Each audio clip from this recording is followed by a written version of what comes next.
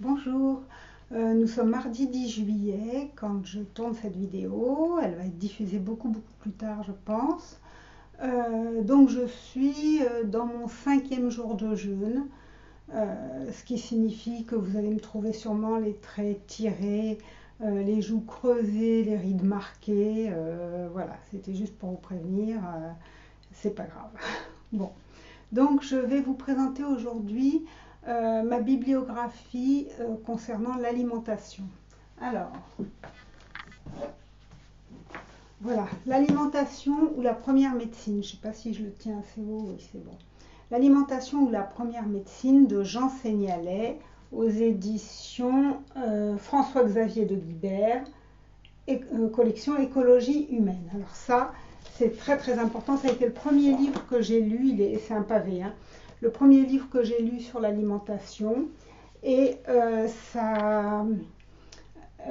il explique très bien comment le gluten et les laitages, ainsi que les aliments trop cuits, ou trop d'aliments cuits d'ailleurs, nous détériorent la santé. C'est très bien expliqué, c'est argumenté, il y a une bibliographie énorme, il est très bien.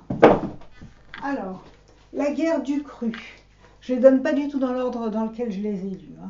Donc, la guerre du cru de Guy-Claude Burger, de Guy-Claude Burger, ou Instinctothérapie aux éditions Roger Falozzi. Alors, Falozzi, je ne sais pas pourquoi j'ai dit Falozzi. Aux éditions Roger Falozzi. Donc, ce livre est épuisé, mais il est reparu sous un autre titre. Alors, je crois que c'est Instinctothérapie, je ne suis pas sûre, hein. Voilà, à vous de chercher sur Amazon, par exemple. Ce livre-là, je vous renvoie directement à mon article sur l'instinctothérapie parce que j'ai tout repris d'après ce livre. Bon, ce livre, La digestion, clé de notre santé d'Éric Darche, aux éditions Quintessence. Il est intéressant, mais il reprend beaucoup de choses que j'ai trouvées dans des tas d'autres livres, donc finalement, il est dispensable. L'enquête Campbell, indispensable. Ça, c'est une enquête qui a été menée pendant des années, très longtemps. Donc, l'enquête Campbell, c'est du professeur T. Colin Campbell et du docteur Thomas M. Campbell aux éditions Les Arènes. Il explique très bien à travers cette étude comment, lorsqu'on mange de la viande et des laitages, on a une santé moins bonne que lorsqu'on n'en mange pas. Voilà. L'alimentation, je vais très vite parce que j'avais fait une première vidéo qui durait 40 minutes sur la même chose, où je détaillais chaque livre, et en fait elle n'est pas passée sur YouTube, et de toute façon personne n'aurait visionné une vidéo de 40 minutes, ça ne doit pas dépasser 15 minutes, donc je vais très vite. L'alimentation supérieure, la voie de l'hygiénisme, de Herbert Shelton, aux éditions Aquarius. Donc ce petit livre, il est très bien. Shelton, c'est un hygiéniste de la première heure. Alors ça aussi de Shelton, mais que je trouve beaucoup moins bien, les combinaisons alimentaires et votre santé, aux éditions Le Courrier du Livre. Je le trouve nettement moins bien, celui-ci. Parce que les combinaisons alimentaires, moi j'y crois pas. Normalement, il ne faudrait pas manger en même temps les sucres et les graisses. Or, dans la nature, on trouve beaucoup de fruits, notamment tropicaux, qui contiennent des sucres et des graisses. Chez nous, on trouve par exemple l'avocat. Bon, ça pose pas de problème digestif. Enfin voilà. Donc ça, à vous de voir et de vous faire une idée. Du docteur Catherine Kousmine, sauver votre corps, prévenir les maladies grâce à une meilleure alimentation. J'ai lu, hein, en poche, j'ai lu. Donc ça date un peu. Il y a plein de bonnes choses. Il y a des choses avec lesquelles je ne suis pas du tout d'accord. Elle préconise les céréales à condition de les moudre sur le moment, etc. Bon, mais bon, ça date, hein, parce que Kousmine, ça fait longtemps. Mais c'est vraiment très intéressant. Deux petits bouquins que j'ai trouvés en boutique bio. Alors, Manger bio, c'est pas cher de France Guillain aux éditions Jouvence. Je ne sais pas si je le montre bien. Et puis, Manger bio, c'est mieux aux éditions Terre Vivante de Cécile Aubert, Denis Léron et André Lefebvre. Voilà.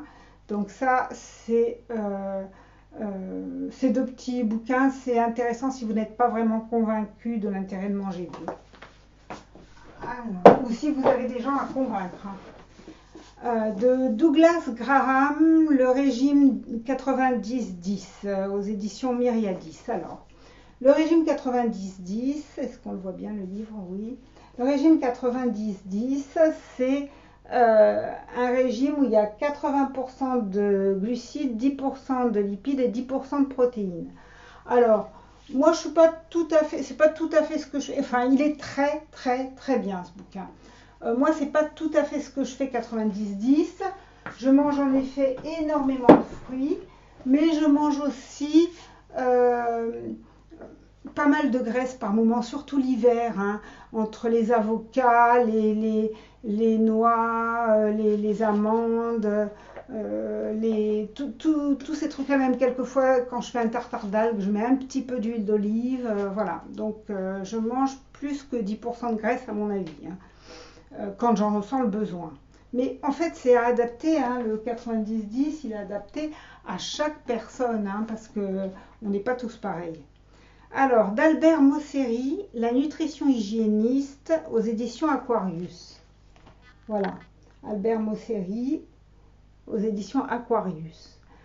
Alors, la nutrition hygiéniste, très, très, très intéressant. Albert Mosseri aussi, c'est un hygiéniste de la première heure, hein.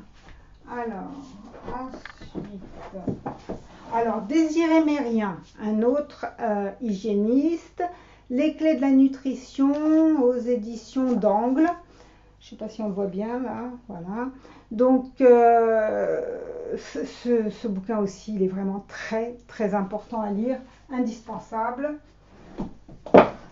Ah, alors celui-là, si vous vous êtes lancé dans les jus de légumes, de Norman Walker, qui est lui aussi un hygiéniste. Votre santé par les jus frais de légumes et de fruits aux éditions d'Utovie. Voilà, je ne sais pas si on le voit bien.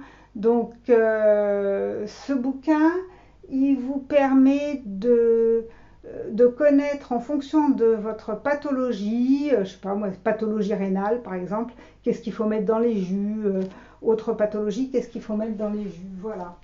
Donc ça, c'est assez intéressant. Je regarde juste le temps, on est à 7 minutes, c'est bon. Alors, il y a ce bouquin-là, de Dominique Guyot, L'éloge du cru, comment réconcilier alimentation et santé, aux éditions Médicis. L'éloge du cru. Alors ça c'est un bouquin qui est très très intéressant parce que il a été écrit par un voyageur en solitaire à la voile, hein, Dominique Guyot, mais qui était atteint de sclérose en plaques, je crois bien.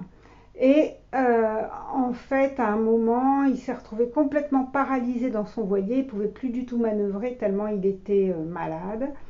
Et il allait d'île en île quand même. Et du coup, il se nourrissait de cueillettes et de pêche. Et ça lui a permis de découvrir le cru.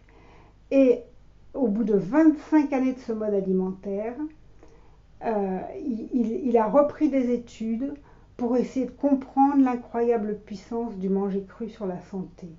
Voilà. Et du coup, ce livre est tiré de son mémoire de fin d'études.